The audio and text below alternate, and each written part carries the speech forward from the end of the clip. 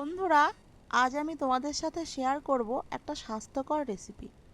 আজ আমি বানাবো পুকুরের টাটকা তেলাপিয়া আর পোনা মাছ দিয়ে কুমড়ো শাক আলু বেগুনের পাতলা ঝোল। প্রথমে মাছগুলোকে খুব ভালোভাবে নুন হলুদ মাখিয়ে নিয়ে গ্যাসে কড়াই বসিয়ে সর্ষের তেল গরম করে মাছগুলো এপিট ওপিট করে লাল লাল করে ভেজে তুলে নেব। এবার ওই তেলের মধ্যেই রাঁধুনি শুকনো লঙ্কা তেজপাতা ফোড়ন দিয়ে কেটে রাখা আলুগুলোকে দিয়ে দেব।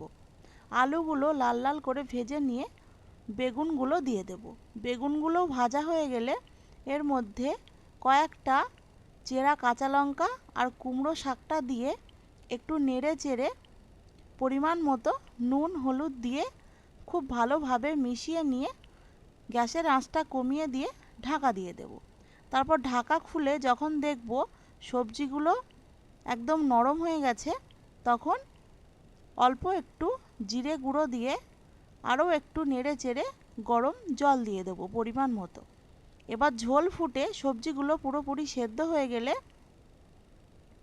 একটু লবণ দিয়ে ভেজে রাখা মাছগুলোকে দিয়ে আরও 2 থেকে 3 মিনিট ফুটিয়ে নামিয়ে নিলেই রেডি হয়ে যাবে আমাদের স্বাস্থ্যকর রেসিপি। বন্ধুরা, তোমরা কে কে এইভাবে কুমড়ো শাক দিয়ে মাছের ঝোল খেয়েছো অবশ্যই আমাকে জানিও। আর যারা খাওনি তারা অবশ্যই এইভাবে বানিয়ে খেও। গরম ভাতের সাথে খেতে দুর্দান্ত লাগে। আমার ভিডিওটা ভালো লাগলে লাইক শেয়ার আর কমেন্ট করতে অবশ্যই ভুলো না।